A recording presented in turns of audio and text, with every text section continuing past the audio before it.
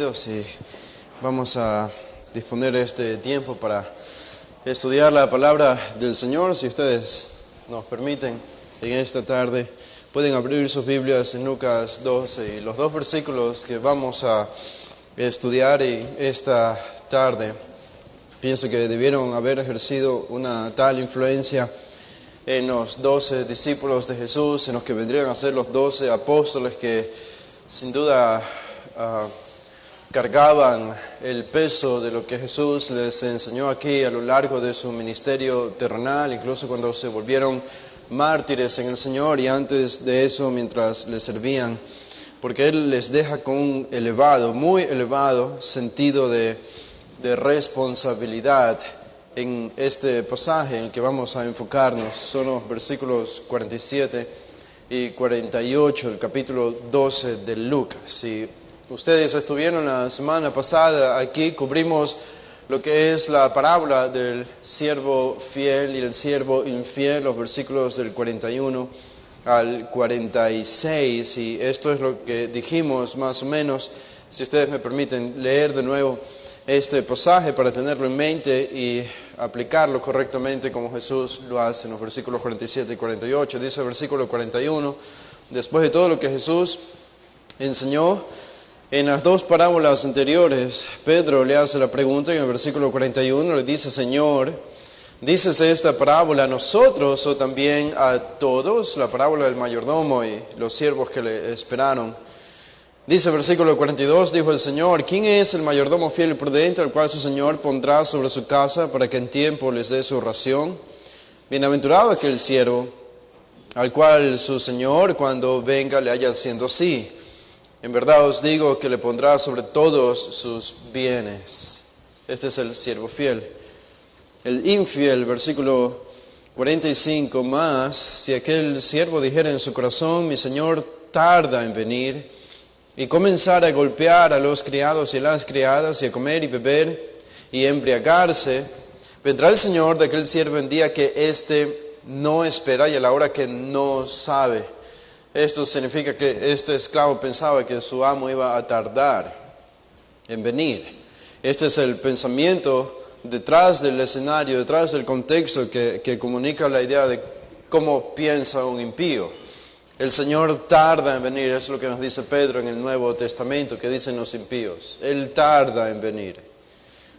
Vendrá el Señor, entonces, se dice en el versículo 46, lo que hará a este siervo. Le castigará duramente, que si ustedes recuerdan, correctamente traducido es: le cortará en pedazos, y le pondrá con los infieles. La imagen entonces y la escena que presenta Jesús es una escena cruel. Es una escena horrible, es la escena del amo que llega a sorprender a su esclavo que no le esperaba y lo sorprende viviendo de una manera impía, siendo infiel como mayordomo y haciendo todo lo que describe el versículo 45. El amo entonces entra a la casa, se enoja tanto con su esclavo, pero tanto se enoja que agarra un serrucho, lo agarra al esclavo y lo comienza a cortar en pedazos, dejando las piezas de su cuerpo echadas en la tierra para ser comida probablemente por los animales. Y allí, dice, será puesto con los infieles. Esta es la imagen de juicio. Esta es la imagen de juicio de la venida de Jesús para los que no le esperan. Así que la parábola es clara. La parábola solo nos presenta dos esclavos, dos tipos de siervos. Uno es fiel, que nos muestra una cara benevolente, amorosa, y con deseos de recompensar generosamente del amo. Es un rostro único del amo. Pero la segunda parte nos presenta al siervo infiel, que hace que la cara de este amo sea completamente distinta a la que le puso al primer esclavo. Este amo parece ser un amo cruel, parece ser. Y Algo que notamos aquí, ¿se acuerdan que estuvimos haciendo énfasis en la pregunta de Pedro? Porque Pedro no podía entender muy bien lo que Jesús estaba diciendo. La pregunta de Pedro es, Señor, ¿a quién se aplica esto que estás diciendo? De que debemos esperar, de que vendrás como ladrón en la noche.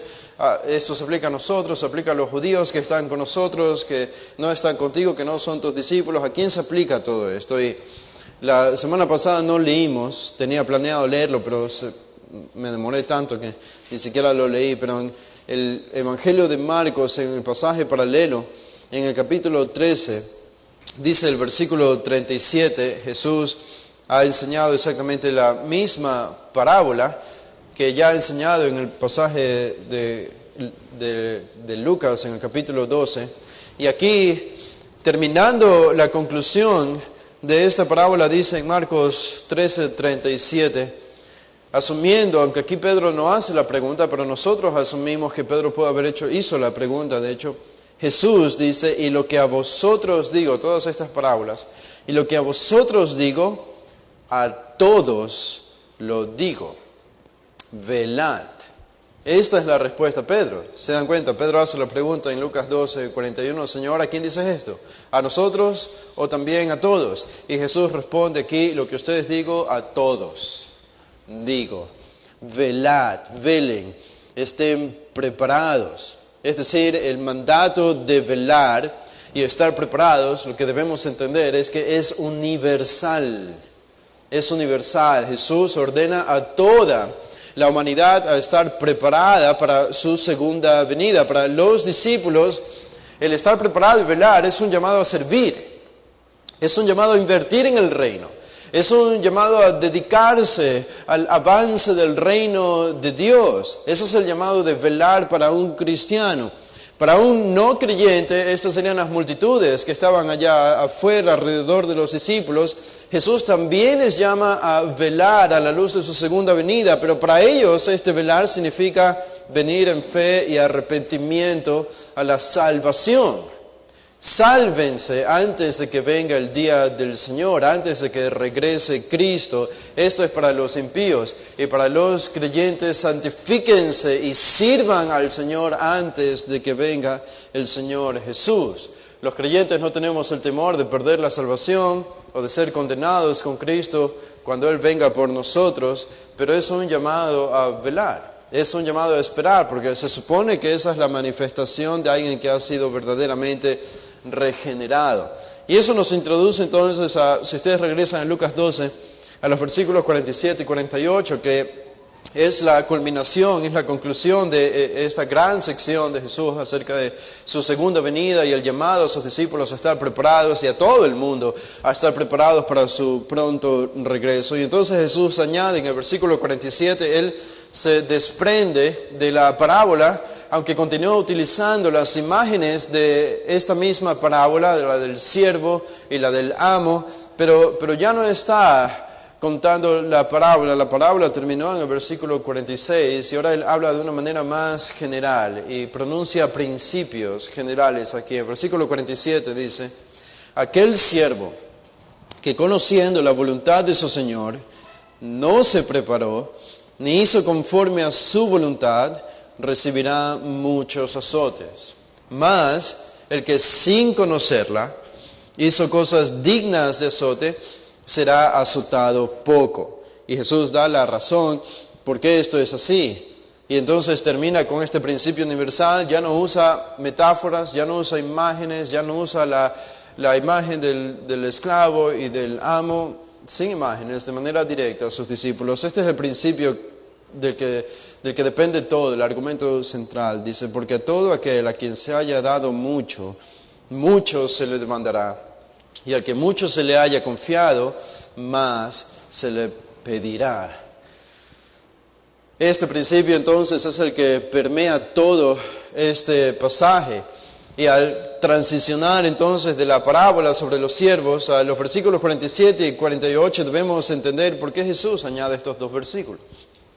¿Por qué Jesús añade esta información cuando en apariencia era claro lo que había comunicado hasta el versículo 46? Pero debemos hacernos la pregunta porque están estos versículos aquí, 47 y 48, y la razón pienso que está de por medio es por la manera en que la historia anterior termina.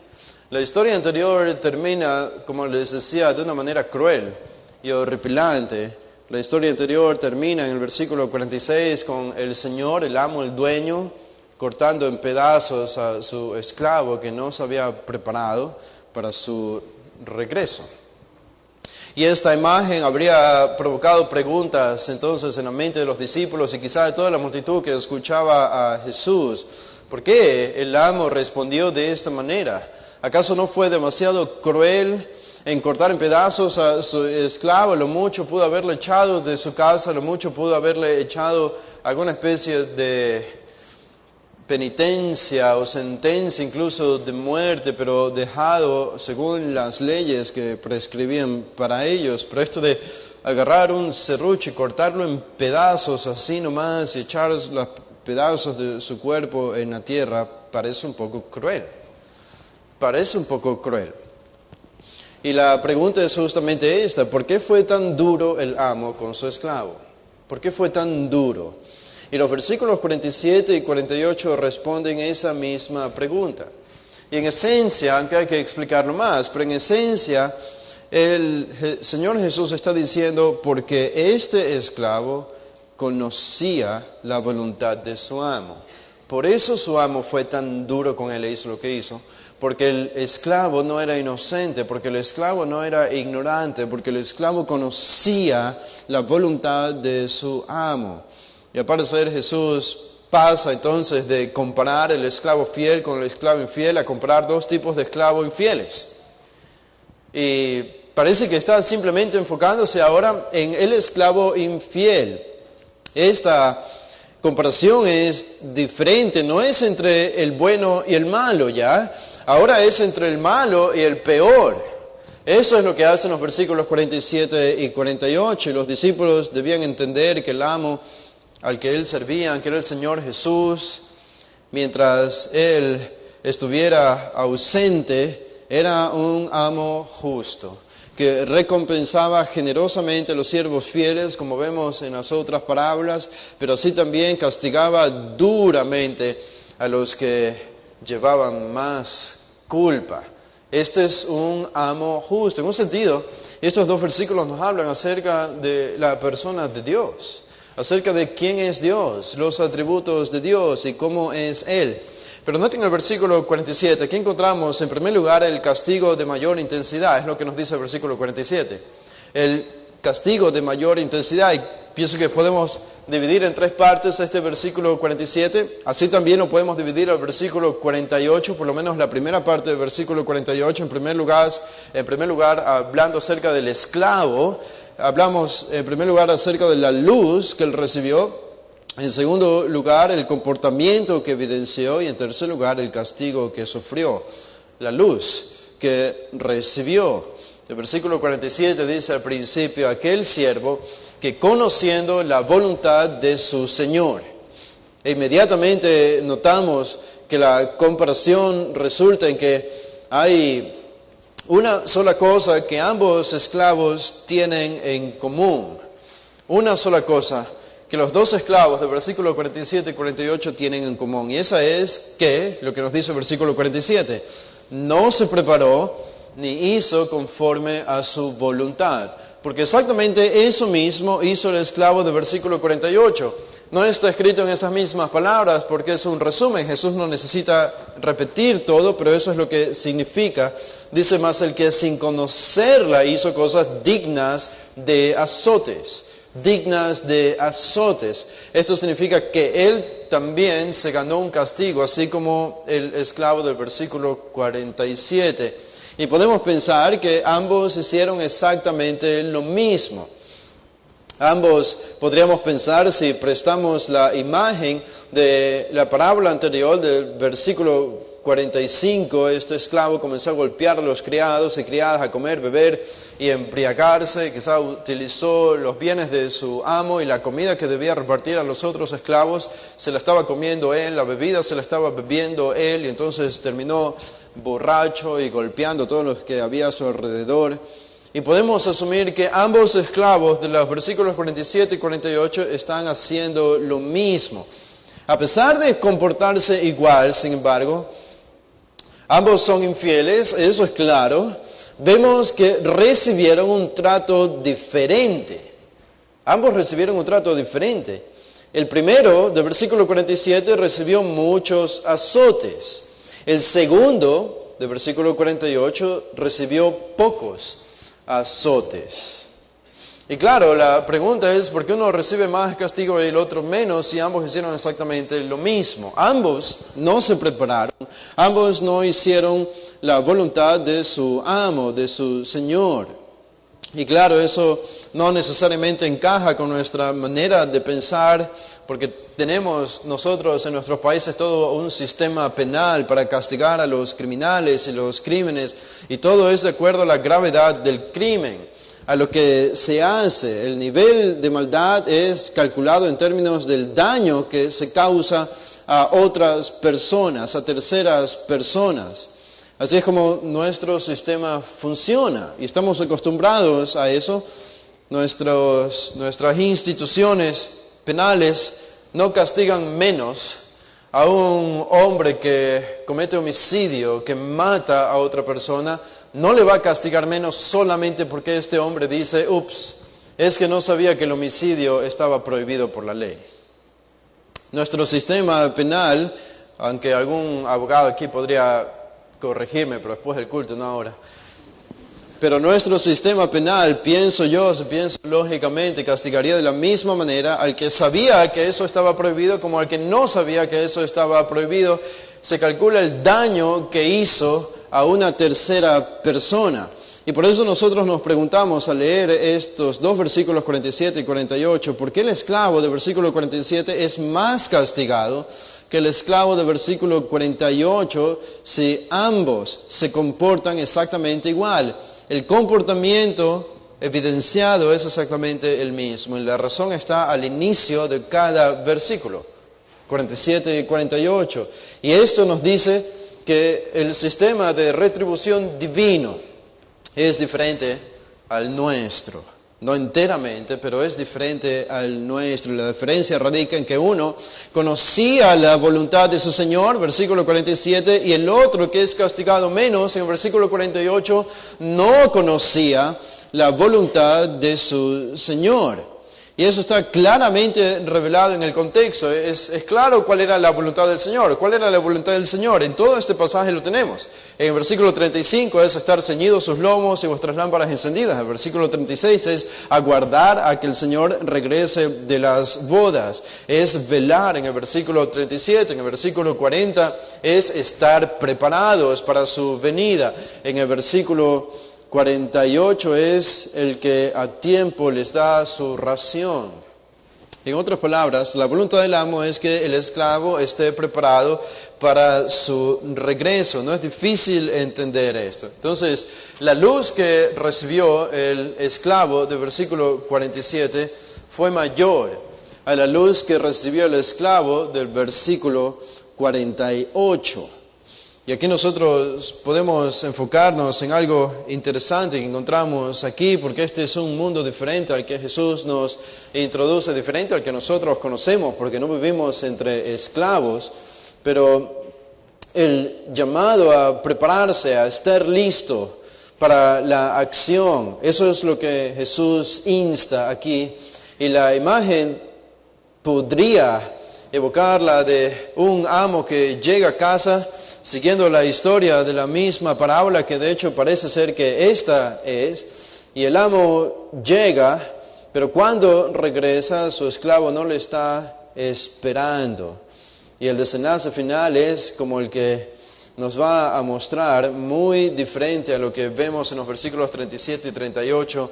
El amo muy generoso se muestra, muy servicial con sus esclavos. Acá estamos encontrando un final y un desenlace muy diferente. Este es el final que Jesús cambia deliberadamente en la historia para hacer entender algo importante a sus discípulos. Así que aquí encontramos esta palabra importante también, que es etoimasas, que es estar preparado. Es una característica. Es una característica. El versículo 47 dice, aquel siervo que conociendo la voluntad de su Señor, esa es una característica. La segunda, no se preparó ni hizo conforme a su voluntad. La forma en la que está escrito esto describe no solo un acto temporal o esporádico del esclavo, sino que esa es su característica, es parte de su carácter y de su naturaleza, que no se preparó ni hizo conforme a su voluntad. Y nosotros podemos pensar en esta imagen y decimos, es improbable. Si nos metemos en el mundo del primer siglo, en el Imperio Romano, es muy improbable que un esclavo en el tiempo de Jesús simplemente decida desobedecer a su amo. Porque eso va incluso en contra del significado de lo que significa ser un esclavo y cómo se relacionaban como su amo. Él tenía que obedecer porque su vida dependía de eso. Su vida dependía de su maestro, de su amo. Su comida venía por medio de su amo, su ropa venía por medio de su amo, el lugar donde vivía, el techo bajo el cual vivía, el lugar donde dormía, venía todo esto de su amo. El dinero, el poco dinero que él conseguía trabajando para su amo, venía de él. Él tenía la autoridad sobre el dinero de su esclavo. Su vida dependía de él. Así que sería una escena altamente improbable que un esclavo decida rebelarse contra su amo. Eso sería ponerse la propia soga al cuello. Ningún esclavo se atrevería a hacer esto. Y por eso entendemos un poco, la institución de la esclavitud nunca fue cuestionada, ni por los amos, obviamente, pero por los esclavos tampoco. No imaginemos que en el tiempo de Jesús, en el Imperio Romano, estaban esclavos marchando en las calles, como el día de hoy pueden hacer las personas en los países occidentales, reclamando derechos. Esto era imposible en el Imperio Romano. Ellos no tenían derechos, ni siquiera sabían qué significaba eso. Ellos simplemente vivían entregados a su dueño, a su dominante completo, que era su amo. Incluso habían esclavos que compraban sus propios esclavos, que habiendo reunido el dinero suficiente, en lugar de pagar su libertad, porque podían pagar su libertad, en lugar de utilizar esto para ser libres, utilizaban el poco dinero que tenían para comprar otros esclavos. Estaba tan entrelazado esto en el primer siglo que era imposible deshacerse de ello. Pero eso nos muestra entonces que la imagen del versículo 47 es una imagen incongruente, es una imagen contradictoria. En el primer siglo, un esclavo que decida no obedecer a su amo, eso casi no existía. Y cuando existía algo así, obviamente habían consecuencias para ello. El amo entonces había revelado claramente su voluntad al esclavo. Esto era muy claro, la instrucción había sido clara. Lo que está en juego es valioso porque se trata de la casa del amo, de las pertenencias del amo, y el esclavo era responsable de todo esto, de años de trabajo y sacrificio del amo, de todo lo que había conseguido, de todo su capital. Estaba allí en la casa, en el ganado, fuera de la casa, y en los objetos dentro de la casa, y todo esto lo tenía como responsabilidad de supervisión el esclavo, y era natural para el Señor dejar instrucciones detalladas de su voluntad al esclavo. Por eso el versículo 47 dice, aquel siervo que conociendo la voluntad de su Señor, él conocía la voluntad de su Señor. Esto es notorio, esto es obvio, es algo que debemos esperar. Ahora, la historia no termina bien para este esclavo porque él recibió la luz de la voluntad de su amo y su comportamiento fue el extremo opuesto a esa voluntad. Ya leímos esto. Por eso dice al final del versículo 47, recibirá muchos azotes. Este es el castigo que sufrió, la luz que recibió, el comportamiento que evidenció, y esto le lleva al castigo que sufrió. Recibirá muchos azotes. La palabra literalmente, o la frase literalmente, dice, será azotado mucho. El verbo en realidad es azotado. Azotado. El verbo aquí que se traduce azotado, castigado, es dero, de donde viene la palabra derma en griego, que las mujeres saben mucho de esto, acerca de la piel, dermatología, cuestiones acerca de la piel. De allí viene el verbo dero, que significa despellejar, Despellejar era comúnmente usado cuando en el Antiguo Testamento, por ejemplo, o en el Nuevo, cuando despellejaban a un animal, le sacaban toda la piel y el cuero para echarlo al sacrificio o como ofrenda. Se traduce también en otros textos como golpear, esta misma palabra, pero esta es la idea es de un azote o un latigazo. El castigo de los esclavos bajo el Imperio Romano era cosa seria, era algo muy serio. Los castigos físicos eran reservados especialmente para los esclavos. Los amos tenían permitido castigarles de alguna manera si los amos pensaban que ellos necesitaban un castigo, pero también estaban dentro del interés del amo no castigarles demasiado, porque si le castigaban demasiado, si se pasaban de la raya, iban a lisiar a su esclavo, iba a quedar con alguna especie de inmovilidad en su cuerpo y el esclavo no iba a servir más. Así que no era el interés del amo destruir necesariamente a su esclavo, a menos que haya hecho algo muy, muy malo. Pero una paliza eran castigos frecuentes contra esclavos que se ganaban este castigo. Palizas, ejecuciones, desfiguramientos del cuerpo reflejaban la gravedad del crimen. Un amo tenía literalmente el poder de vida o muerte sobre sus esclavos. En general, las palizas primero precedían a la futura ejecución, y bajo la ley romana, el esclavo no tenía ningún derecho, ninguna protección como había en la ley de Moisés en el Antiguo Testamento para los esclavos. César, por ejemplo, Augusto César mandó a crucificar 30,000 esclavos durante su reinado. 30,000 esclavos, así nomás. Un esclavo que robaba podía ser marcado en la cara con un hierro por su amo, con las letras CF en su cara, que representaban las palabras Cave Fiurem, que significa he aquí el ladrón. Esta señal o esta marca el esclavo la llevaría permanentemente como señal de vergüenza. Incluso arqueólogos han encontrado en la ciudad de Pompeya, y se descubren cosas en Pompeya porque las cosas quedaron casi intactas después de tanto tiempo por la erupción del volcán. Se han encontrado personas amarradas o atadas a cepos, a cadenas, o con diferentes instrumentos de restricción, de movilidad del cuerpo en cuartos pequeños que eran usados para encadenar a esclavos, presumiblemente por algún castigo, para no permitirles huir de la casa en la noche. Estos eran sistemas de castigo para los esclavos que encontramos allí. Se ha estimado incluso, les estoy dando algunos datos históricos, pero son importantes, se han estimado incluso que la mitad de la población del Imperio Romano, o cerca de 60 millones de gentiles, eran esclavos en el primer siglo. 60 millones de gentiles, o la mitad de todo el Imperio Romano, y la mayor parte de estos esclavos eran soldados de guerra que habían sido capturados por el ejército romano. El esclavo era una posesión de su amo.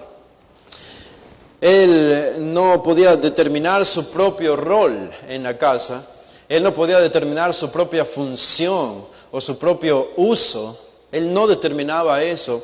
El amo determinaba esto para el esclavo.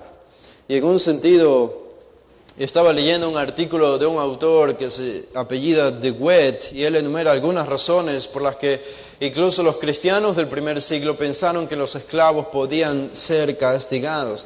Y a mí me interesó una de estas razones, me pareció muy interesante porque pienso que Jesús tiene alguna reminiscencia con eso en este pasaje. Y era que los esclavos llevaban la reputación de sus amos. Si en la población y en la sociedad común se conocía que un esclavo particular de su amo se comportaba mal, tenía un mal comportamiento ante la sociedad, eso provocaría vergüenza y deshonra al amo de ese esclavo. Y Crisóstomo, el gran predicador, incluso habla acerca de esto. Y la idea entonces era que los esclavos debían ser castigados, aunque con mesura, con compasión y con amor, pero debían ser castigados por el hecho de que la honra del amo estaba pegada a su esclavo. Y el amo no podía dejar que su reputación sea deshonrada por el mal comportamiento de su esclavo. Por tanto, eso hacía necesario que el amo tenga que castigarle. Y incluso en las palabras de Crisóstomo, él indica que un azote intenso, un azote fuerte o muchos azotes, como dice aquí Jesús, incluiría de 30 a 50 latigazos.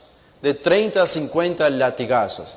Ahora, eso no es poco, puede ser no algo tan horrible si ustedes piensan en latigazos en la era moderna, más pensaríamos quizá en alguna especie de cuerda o en la correa o en los cinturones que sujetan los pantalones, pero en el tiempo del Imperio Romano esto no era lo que usaban para latiguear a los esclavos, era algo muy diferente, era el látigo, que estaba hecho con el material de cuero de buey y le incrustaban trozos de huesos con puntas a lo largo del látigo y también le incrustaban trozos de bronce a lo largo del látigo y algunos incluso tenían un gancho al final del látigo y con eso lo lanzaban hacia la espalda, siempre era hacia la espalda o el lomo de los esclavos para castigarles. Exactamente la descripción que tenemos que le hicieron con Jesús, con nuestro Señor antes de ser crucificado.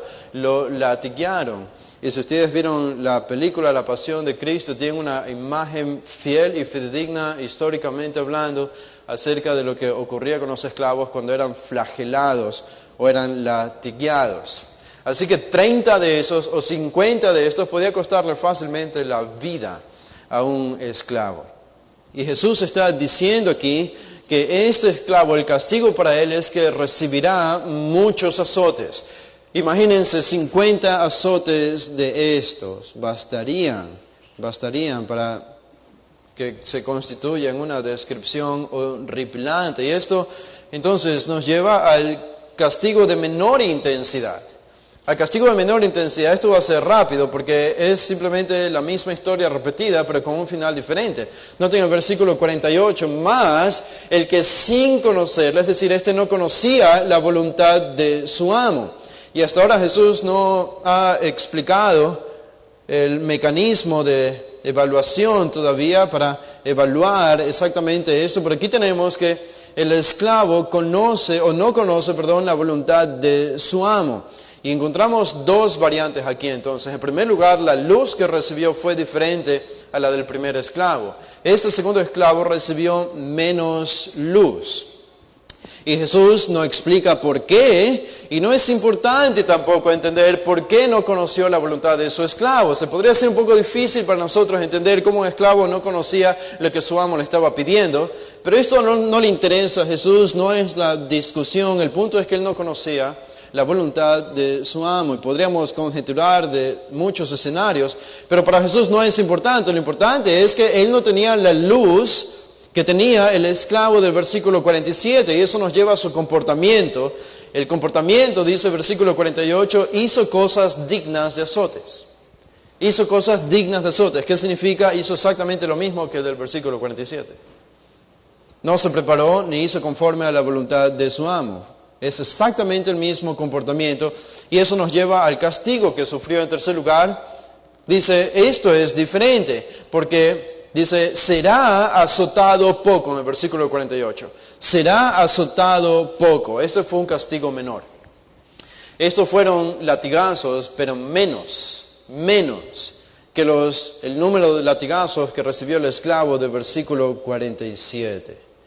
Y ahora sí podemos pensar un poco en cómo podemos tratar o comenzar siquiera a explicar esto, tratar de entenderlo. Lo que enseña Jesús aquí muestra que la palabra doulos, la palabra esclavo que se repite y su relación con su amo también tienen una aplicación universal.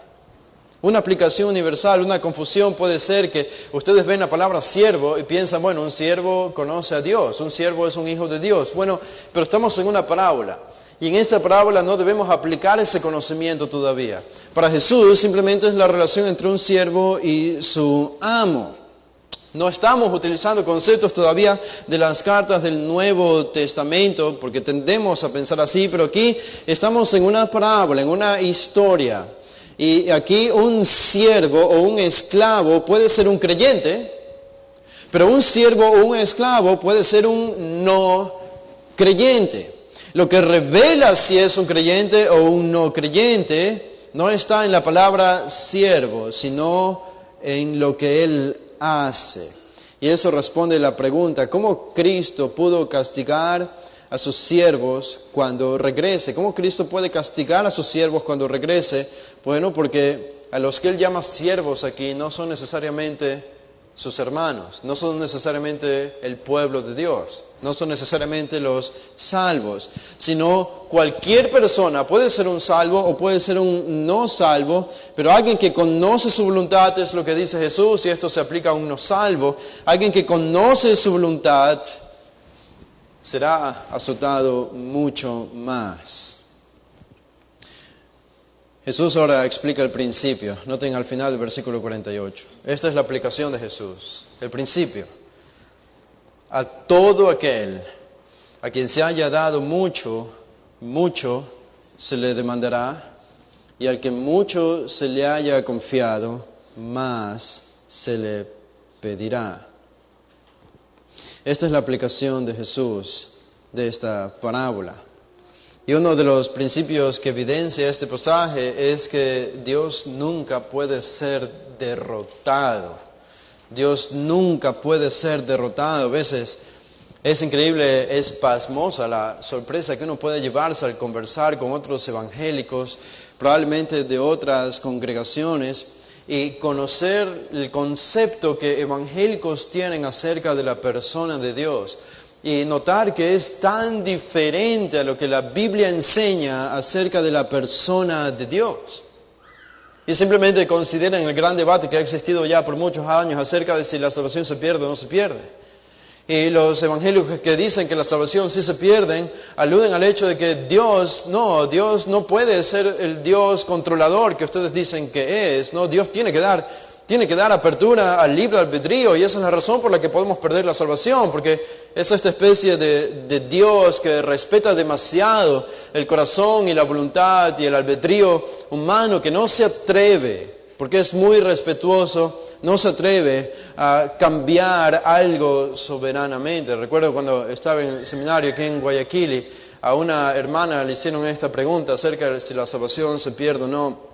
Y ella, con un tono así lastimero, compasivo, le preguntaron, ¿se pierde o no se pierde la salvación? Y ella dijo, no se pierde la salvación. Pero así con lástima decía, no se pierde, creo que era psicólogo. Dice, no se pierde la salvación. Dice, el que se pierde es uno. Y yo estaba con la cabeza en ese momento así. Es exactamente lo mismo. Ella dice, la salvación no se pierde, el que se pierde es uno. Está afirmando que la salvación se pierde. Y cuando pensamos en este pasaje, pensamos en la persona de Dios, esto es lo que el evangelicalismo popular afirma.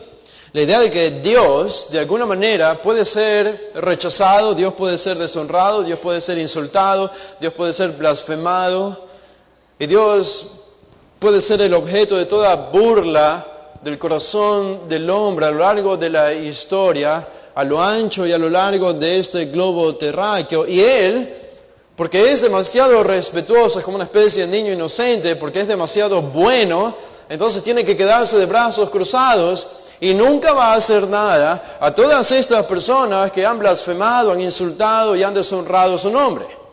Porque es demasiado bueno, Él no puede hacer nada a estas personas.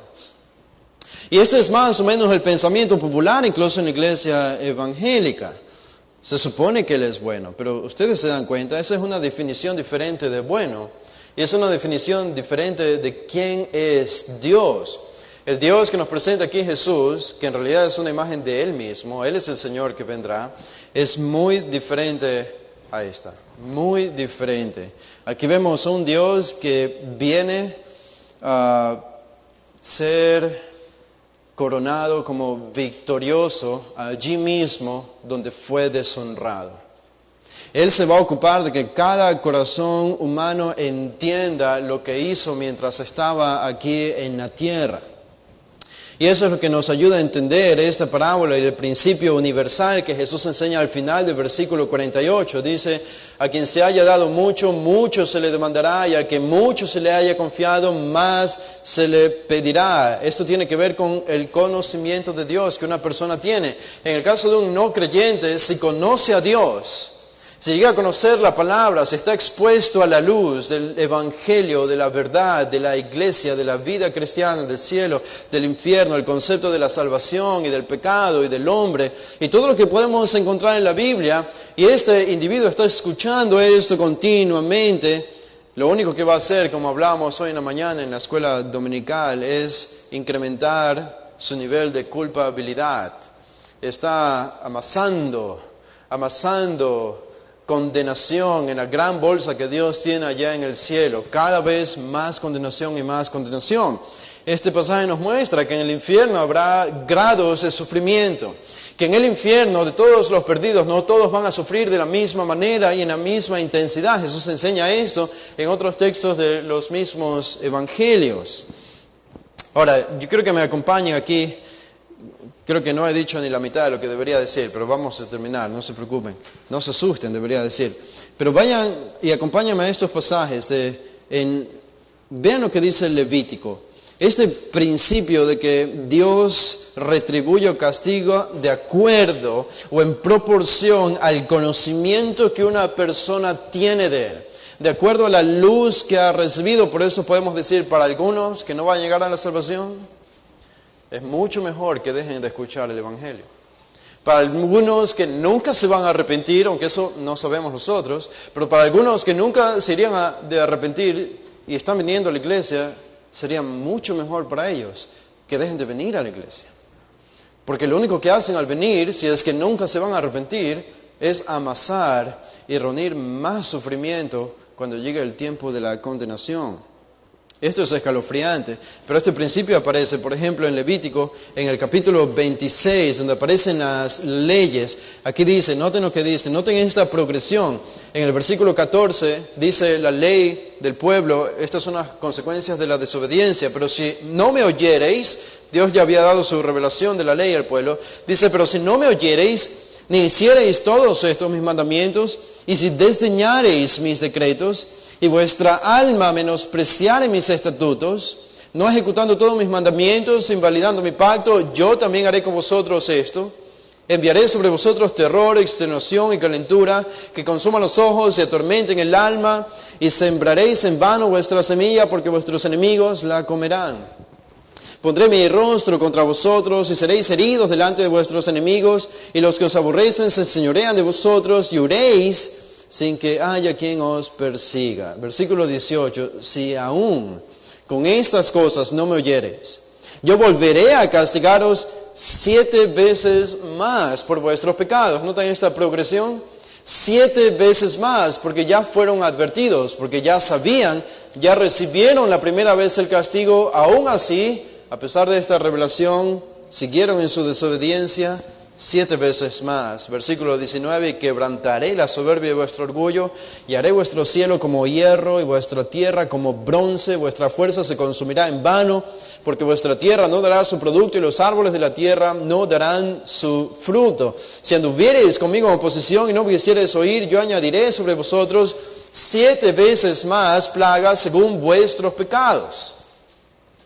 Según vuestros pecados. Esta es la historia de Israel. Es la historia de Israel palpable. Noten el versículo 42. Enviaré también contra vosotros bestias fieras que os arrebaten vuestros hijos y destruyan vuestro ganado y os reduzcan en número y vuestros caminos sean desiertos. Y noten el versículo 23. Y si con estas cosas no fuereis corregidos, sino que anduviereis conmigo en oposición, yo también procederé en contra de vosotros y os heriré aún 7 veces otra vez por vuestros pecados. Es la tercera vez que aparece. Y esa vez, dice en el versículo 21, vendrá espada, vendrá pestilencia, serán entregados en mano del enemigo. No habrá pan, no habrá comida. En el versículo 26, no habrá dinero, no podrán comer. Noten el versículo 27. Esta es la final. Y si aún con esto no me oyereis, sino que procediereis conmigo en oposición, a pesar de todo esto, dice, versículo 28, yo procederé en contra de vosotros con ira y os castigaré aún 7 veces por vuestros pecados de nuevo. Y noten el versículo 29, y comeréis la carne de vuestros hijos y comeréis la carne de vuestras hijas. Para el que conoce un poco acerca de la historia de Israel, esto es exactamente lo que sucedió en la historia de Israel. Jeremías incluso alude a algunas de estas referencias, el pueblo de Jerusalén comiendo a sus propios hijos, porque no había comida. Y ustedes se fijan entonces, el grado de castigo, el nivel de intensidad, de ira de Dios simplemente va en aumento en proporción a la luz que Él daba a su pueblo. Ahora, vayan un poco más adelante conmigo al libro de Números. Ya que nunca leen estos libros, entonces yo les estoy ayudando a, por lo menos en el sermón, lo puedan leer un poco. Números, el capítulo 15, dice el versículo 15-27 de Números, dice, si una persona pecare por yerro, esto es ignorancia, si una persona pecare por yerro, ofrecerá una cabra de 1 año para expiación, dice, y el sacerdote hará expiación por la persona que haya pecado por yerro, por ignorancia. Cuando pecare por ignorancia, delante de Jehová la reconciliará y le será perdonado. Muy bien. Pero noten el versículo 29. El nacido entre los hijos de Israel y el extranjero serán lo mismo si pecan por ignorancia. Versículo 30. Más, este es el contraste, la persona que hiciere algo con soberbia. Esto no es por ignorancia. Esto no es por yerro. Es con soberbia, es decir, conociendo la voluntad de Dios, conociendo la ley, sabiendo lo que debía hacer. Es lo que significa con soberbia. Así el natural como el extranjero dice ultraja a Jehová. Algo que no se dice de la persona que peca por ignorancia. Ultraja a Jehová, esa persona será cortada de en medio de su pueblo. ¿Por qué? Por cuanto tuvo en poco la palabra de Jehová y menospreció su mandamiento, enteramente será cortada esa persona, su iniquidad caerá sobre ella. ¿Se fijan ustedes? El nivel de intensidad de castigo de Dios es diferente. La persona que conoce su voluntad recibe más castigo si no la hace que la persona que no conoce esta voluntad. Nosotros estudiamos, no lo vamos a leer, pero ¿se acuerdan cuando Jesús habla del castigo a las ciudades donde Él había hecho milagros? Y su castigo iba a ser mayor, como el de las ciudades de Sodoma y Gomorra. Es exactamente lo mismo. Estas ciudades vieron la luz del Evangelio por medio de Jesús, esta revelación, y rehusaron arrepentirse. En Juan, el capítulo 15, en el versículo 22, dice Jesús, Juan 15, 22, dice, si yo no hubiera venido, ni les hubiera hablado, no tendrían pecado. Pero ahora no tienen excusa por su pecado. Dice, el que me aborrece a mí, también a mi Padre aborrece. El versículo 24 dice, si yo no hubiese hecho entre ellos obras que ningún otro ha hecho, no tendrían pecado, pero ahora han visto que han visto al Hijo de Dios, lo habían visto a Jesús, habían visto sus enseñanzas, habían visto sus milagros. Y dice el Señor, ahora han visto y han aborrecido a mí y a mi Padre. Por eso, dice Jesús, llevan pecado. En el capítulo 19 de Juan, dice en el versículo 11, 19:11, algo interesante. Respondió Jesús, ninguna autoridad tendrías contra mí, le dice Jesús a Pilato, ninguna autoridad tendrías contra mí si no te fuese dado de arriba. Por tanto, el que a ti me ha entregado, mayor pecado tiene. Hay un nivel diferente de castigo. ¿Quiénes le entregaron a Jesús a Pilato? Bueno, fueron los líderes religiosos de Israel, y antes de los líderes religiosos el mismo Judas había entregado a Jesús, y Jesús habla de Judas, este llevaría más pecado que todos, porque nadie recibió más luz que Judas. Judas estuvo a los pies de Jesús todo el tiempo, fue el espectador de todos los milagros de Jesús y las enseñanzas de Jesús y los sermones de Jesús. Allí él estaba viendo la gloria divina siendo manifestada, y al final le dio la espalda y decidió entregarlo a la muerte, a la condenación. Por eso Jesús tuvo palabras crueles, incluso Pedro en el libro de los Hechos para Judas. Hay un pasaje importante, yo les leo aquí en Amós 3:2, dice Amós 3:2, a vosotros, dice Dios a Israel, a ustedes solamente he conocido de todas las familias de la tierra. Solo ustedes los he elegido como mi nación, dice Dios. Por tanto, esta segunda parte es muy interesante, por tanto, os castigaré por todas vuestras maldades.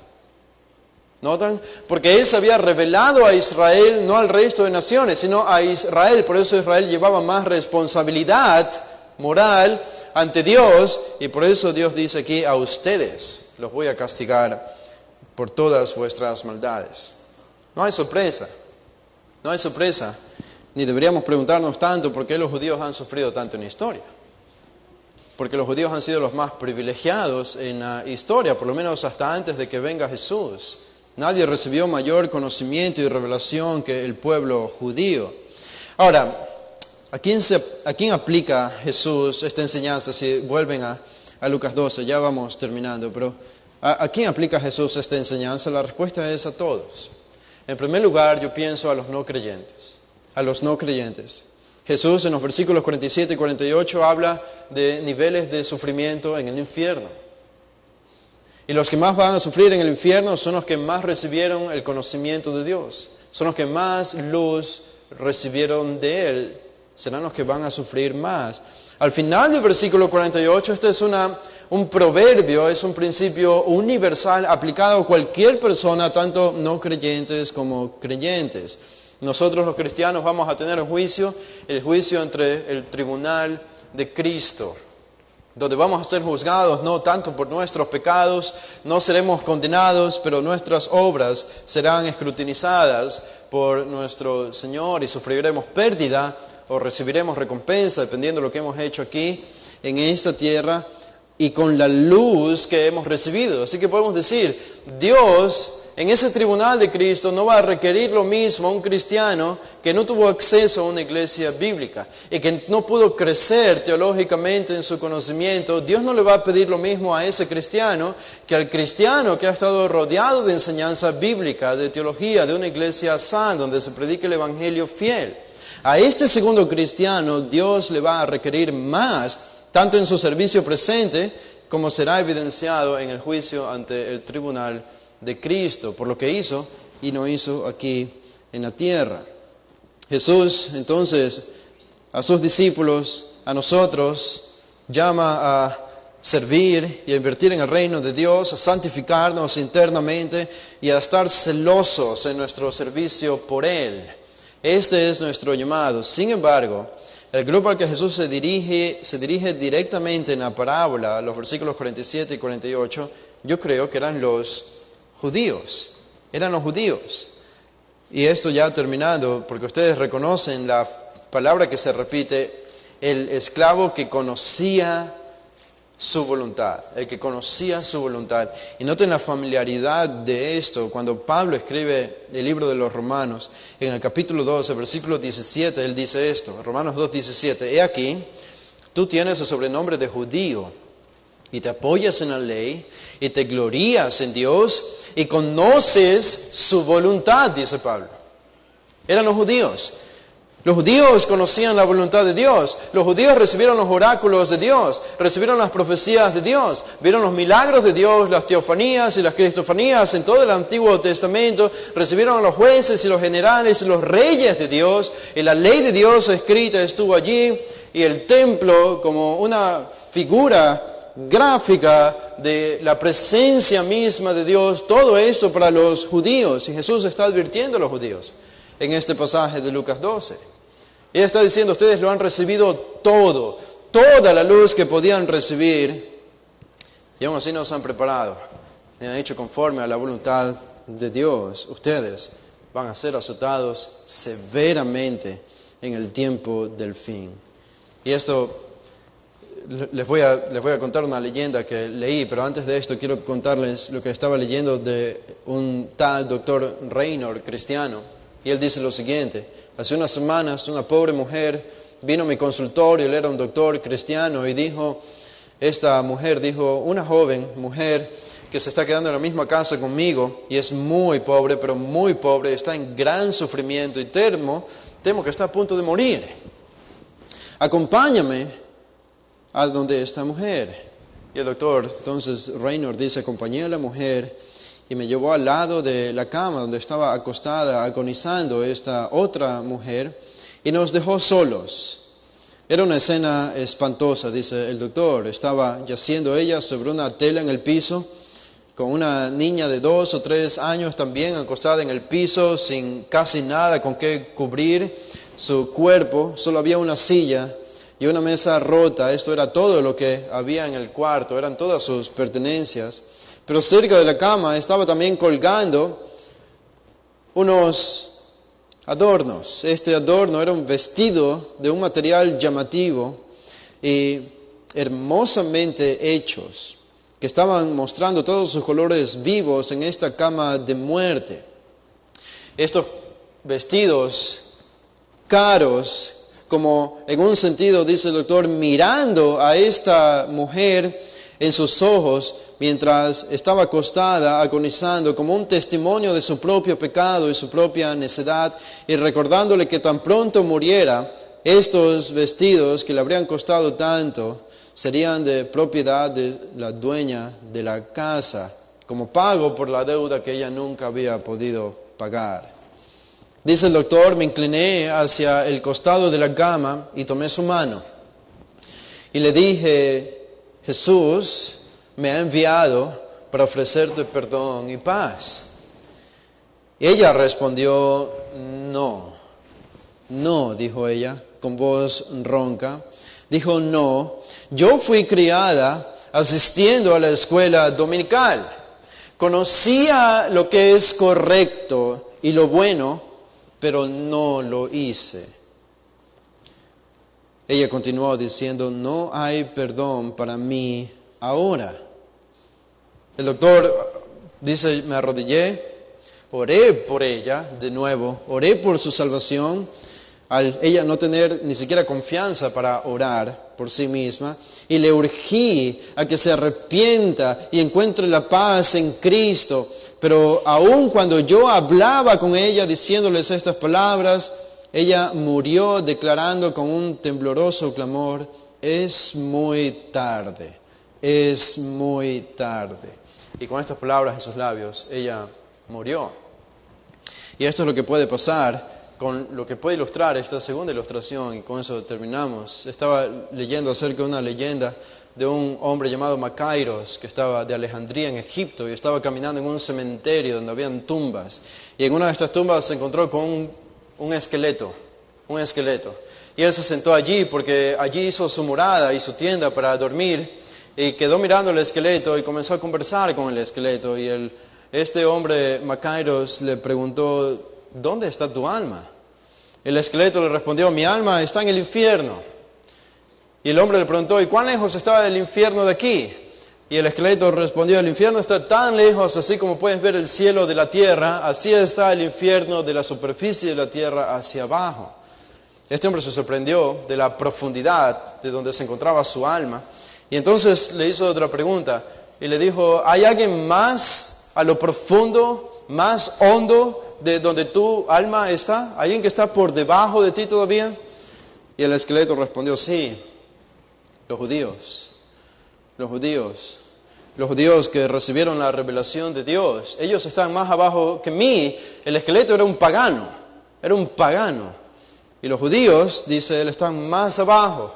Y volvió a preguntar el hombre por última vez, y debajo de los judíos, todavía más hondo, ¿hay alguien más? ¿Hay alguien más? Y el esqueleto dijo, sí, haciendo una sonrisa media hipócrita, y dijo, los cristianos están más abajo que los judíos. Los cristianos que recibieron la palabra del Señor, que recibieron la revelación de Jesús, que se sentaron en las bancas escuchando la palabra eterna del Nuevo Testamento y al final vivieron sin obedecerla en el privado, ellos están más abajo que los judíos. Notan, la referencia con la que termina Jesús es una referencia de advertencia, es una referencia acerca de su segunda venida, es un llamado para nosotros. No para vivir temiendo, si has nacido de nuevo, acerca de poder experimentar esta pérdida, pero para vivir con más celosía en nuestro servicio al Señor el tiempo que nos queda. Y si es una advertencia para los que no han encontrado todavía la salvación y piensan que son salvos y que podrían estar sentados en las bancas de esta iglesia domingo tras domingo, miércoles tras miércoles, esta es la advertencia. Si vas a arrepentirte, arrepiéntete ahora, porque si no te arrepientes ahora, solo acumulas ira, y más ira, y más ira, para cuando Cristo regrese como un ladrón en la noche. Y este es el llamado al arrepentimiento de Jesús. Con esto terminamos. Vamos a hacer una oración. Para terminar, Padre, te damos gracias por tu palabra. Gracias, Señor, porque este pasaje nos muestra la debilidad de nuestro corazón y nuestra tendencia a despreocuparnos de lo que es más importante. Nosotros somos los esclavos, somos los mayordomos, los siervos que tú has dejado en este planeta Tierra y particularmente en esta iglesia para servirte. Lo que hace un amo es servirte. Y no podemos concebir como cristianos algo diferente en nuestra vida